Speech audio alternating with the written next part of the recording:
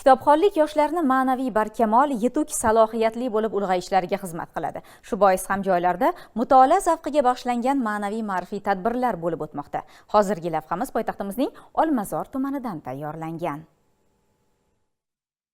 Kutubxona inson ruhiyati, bilim salohiyati, g'ayrat, shijoatiga ko'mak beruvchi mo'jiza. Shu bois ham mutafakkilarimizdan biri kutubxona bu yosh avlod uchun kelajakka yo'ldir degan edi. Olmazor tuman axborot kutubxona markazida ajdodlarga munosib avlodmiz deb nomlangan ma'rifiy tadbir bo'lib o'tdi. Unda kitobxonlar O'zbekiston yozuvchilar uyushmasi a'zolari Bahodir Abduvaliyev bolalarning sevimli shoiri Dilshod Rajablar bilan uchrashdilar. O'quvchilarimizni o'qigan kitoblaridan ular ma'rifatga qanchalik qiziqishlarini bayon qildilar. Hatto o'z she'rlarini o'qib berganda barcha o'quvchilar shu tadbirdan qanchalik ma'rifatga ega bo'lganligini biz shohidi bo'ldik. 233-maktab o'quvchilari ham tadbirimizda ishtirok etishdi. Bu tadbirdan asosiy maqsadimiz kutubxonamizga yangi kitobxonlarni a'zo qilish, ularni kitobga bo'lgan mehrini, muhabbatini oshirish hisoblanadi.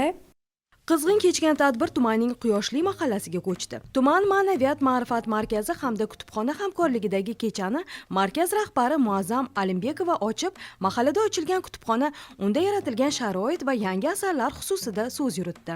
Yozuvchi shoirlar eng faol kitobxon, o'quvchilarga o'zlarining yangi asarlarini sovg'a qilishdi. Kutubxona fondiga talaygina kitoblar topshirildi. Mahallalarda umuman bir kutubxonani ochilishi bu xuddi bir oltin konini ochilishiga o'xshaydi-da.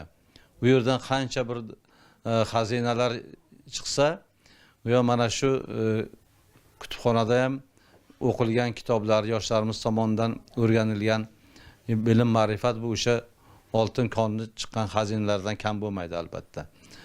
Bu yerda o'sha zamonaviy mavzuda yozilgan kitoblardan tortib jahon adabiyotini mana Durdona asarlari namunalariga ko'zimiz tushyapti. O'zimizda chiqqan buyuk allomalarni, adiblarimizni asarlari hammasi deyarli jamlangan.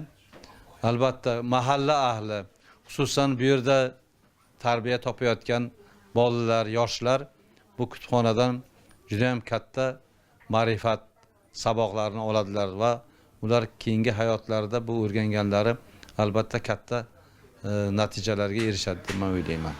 Shu kuni mahalla nuroniylari bir piyola choy ustida didorlashdilar. Hududda qilinishi kerak bo'lgan ibratli ishlar rejasi tuzildi.